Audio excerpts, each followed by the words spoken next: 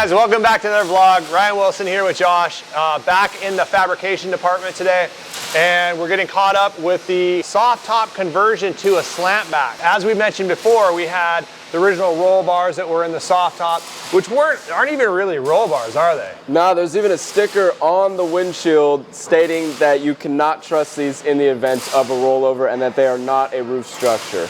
Yeah, it's crazy. Yep. And I'm not too worried about it in the like hard top or the wagon because you have that full steel structure, and we've seen those trucks roll over. We've seen soft tops roll over, but when you bolt together a roll cage or kind of a pseudo roll cage, which they did in the soft top, it's just prone to failure. There's failure points everywhere. So we're in the midst of a big conversion here. We're going from a soft top, as you've seen before, to the slant back. We're getting very close on it. Josh has been spending a lot of time, so I'll let him get us caught up on the conversion process and where we stand right now. Yeah, absolutely. So now, before I dive into too many details on what's been added to this since the last time you guys saw, I'd like to come back to some older footage of last week of me welding this up with some braces in there, just so you guys can see a little bit of that process as well. And then I'll go ahead and jump into the finer details of this. Now that we've got the roll bar off the truck, I wanted to go ahead and touch on a few little details as I continue to weld it up. First off, I think the biggest thing that you guys are going to notice is all this bracing that I've put in.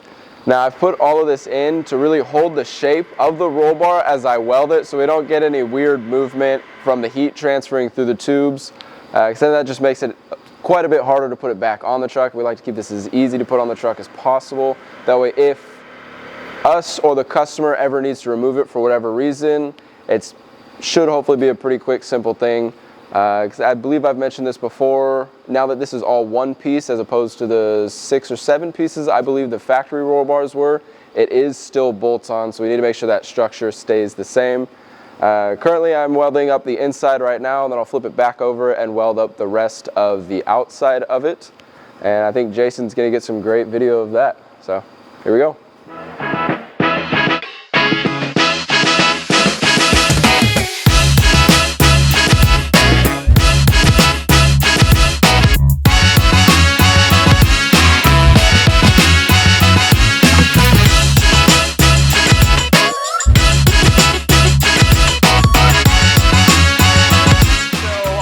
To see what we were working on in the past. Now this is where we're at. So why don't you show us kind of where we stand with the whole conversion? Yeah, so from where we last left off, there are a few parts that have been added. The biggest one that I'll go ahead and start with is the B pillar to A pillar support.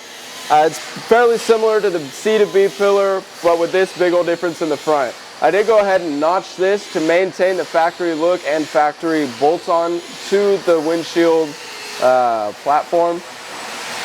A-pillar, called A-pillar. I know, I keep jumping back and mount. forth. That's okay. Mount. All right. Oh no, we're just rolling with it. Oh, we're just gonna keep going? Uh-huh. All right.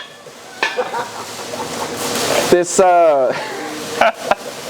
You're all tripped up now, huh? Yep. I'm just gonna leave this in the vlog. It's not even gonna get cut out. It's almost Anyways, done. thanks for watching, guys. See you next week. Yep. We were doing really good too. We were talking about that. See, that's what kind of screwed it up for us. Is we started talking about how good we were doing on the first section, but yeah, this is where we're at. So, anyways, we got the what's the original roll cage, if you call it a roll cage structure? I mean, the whole thing's bolted together. And I'm pointing down here. You guys can't see it, but here, grab that side. So this is the original piece that comes out, but I think it's like 6 pieces, right? Yeah, it's about 6 pieces. And they all bolt together to give you some type of structure, but it's really not that safe and secure. It's bolted in here with a crossbar. So this is what we've got here, and Josh has emulated the factory mount up here, but obviously much stronger material and a one-piece design, which is huge. Oh yeah. I'd say the one-piece design is really the biggest aspect to this. That is going to go ahead and add a lot of structure to this, because you're not going to have the failure points where all these other parts would bolt together. So it is substantially stronger, as well as some finer details that I won't get into that just add to the strength of it. But like Ryan mentioned, we do have this notch right here to maintain the factory bolt-on look of the roll cage. And moving forward, as you may have seen on the factory stuff, we do have these bungs right here. So we went ahead and followed the factory look to be able to use these factory grab handles. They bolt on just like that, all 4 corners, so we still have the nice streamlined look of these. But new product I came introduction. prepared with a shameless plug. Billet aluminum grab handle, brand new off the CNC mill, one-piece billet aluminum design, and then it's wrapped in leather, which has a really nice finish, and then just mounts on the factory location. We also have a cool little upgrade for the Alpha trucks out there. Same deal, but we have this additional mount that mounts onto the A-pillar right here, and then on the other side, actually like this, and then on the other side as well. The other cool thing about this is we're going to do a retrofit kit on this guy, and you can actually buy the retrofit kit for your non-Alpha truck and then bolt it in there. So if you have like a 2001, 2002 truck or 92, you can bolt this in your A-pillar. We'll have a full kit ready to go, which really makes a big difference because getting in and out of a vehicle, I know for myself, I'm not ever using this upper grab handle to pull myself in, but I would use it every time I use that Alpha grab handle pulling myself in. So it makes a big difference, and we'll have that kit online too once Jason figures out what he's doing. So shameless plug is done. Back to your regularly scheduled program. Go for it. All right, I'm moving forward onto some of the smaller details up underneath the B-pillar, which I'm sure Jason will get some nice beauty shots of once we flip this back over, are a few little mounting points for the factory dome light. Again, trying to retain the factory look for the customer. And then last but not least, we do have the seatbelt mounts on the B and C pillar, again in the factory locations. You will notice on the C pillar though, it's in the same-ish location, but a totally different style. They also throw out there too, some people don't know this, the first pillar that goes across the front, your windshield, that's the A pillar. This is called the B pillar that goes right beside the driver and passenger front seats or just behind them. Yep. And then the C pillar is back here, so it's kind of... Super simple. If you know your ABCs, you know your ABC pillars. Moving forward, we've got the seatbelt mounts as well. On the B pillar, I did go ahead and follow the factory look. Again, customers specifically is looking for the factory look of a soft top within a hard top. And moving backwards, I guess, to the C pillars, we did keep the seatbelts in the same-ish location, but a totally different style due to the fact that we were trying to maintain this as a bolt-on unit along with the roof being bolt-on to be able to remove both of them separately. We did have to go ahead and do a little tweaking in the design of the C-pillar, so we did have to move the seatbelts, but it is in the same style. And that's really key because it's forward thinking. You've got a situation where if you have some type of body damage or something that happens and you need to get in here to repair something, you potentially couldn't if it's all welded in place. Yep. I mean, you can weld this whole truck together and never be able to repair it. So that's key. Same with our exoskeleton that you built on the blue truck. That whole thing can come off the truck, which is very, very important to do. So yeah, good job there. But like Josh said, you had to do a couple modifications to make that design happen so you can do a repair if you need to. Absolutely.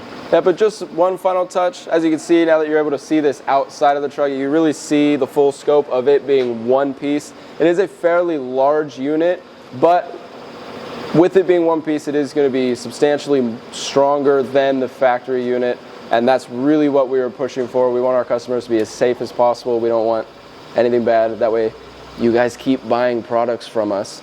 But yeah, that's about it so far. Like these. Yeah.